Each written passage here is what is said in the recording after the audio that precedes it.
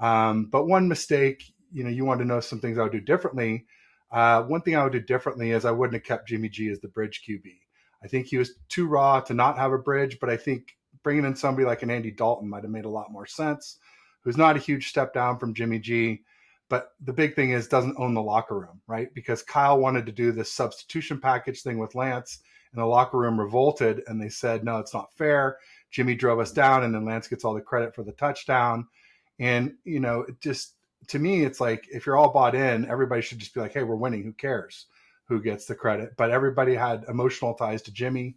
And in hindsight, I think that was a big mistake. So, and then, you're not saying in the sense of the result of the season, right? Which that was an NFC Championship appearance, but more so for the development of a young quarterback, because I think those are the two different things that sometimes it's hard to differentiate.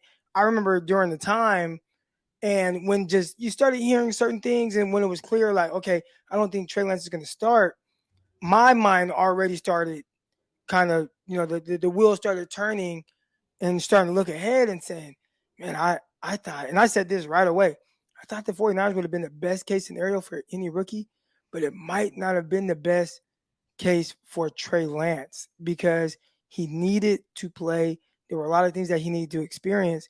And having Jimmy Garoppolo on the team, a guy who, for whatever reason, fans think sucks. And I'm like, Jimmy doesn't suck. He's a good quarterback.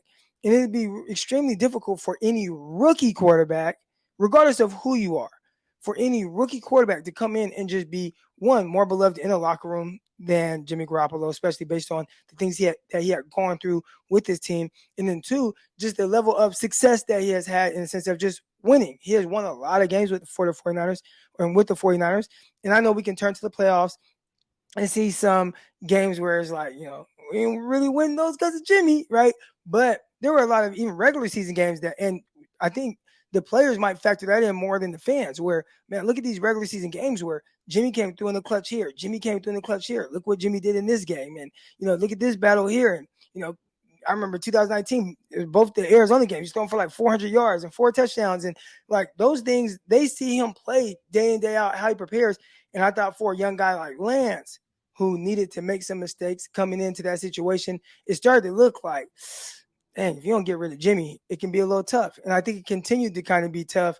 And I think the chatter around not just the locker room or whatever, but just the team in general, the media, started to get a little weird. So I think in hindsight, that probably would be the first thing that I would do as well, kind of get rid of Jimmy, just so it's like, all right, the floor is yours. You're coming off of a season, or the 49ers will be coming off of a season where they only had 6 wins, as opposed to, all right, Trey Lance, now you're taking over for Jimmy G after just going to the NFC Championship game, and now the pressure's all on you. I think that was a situation to take over.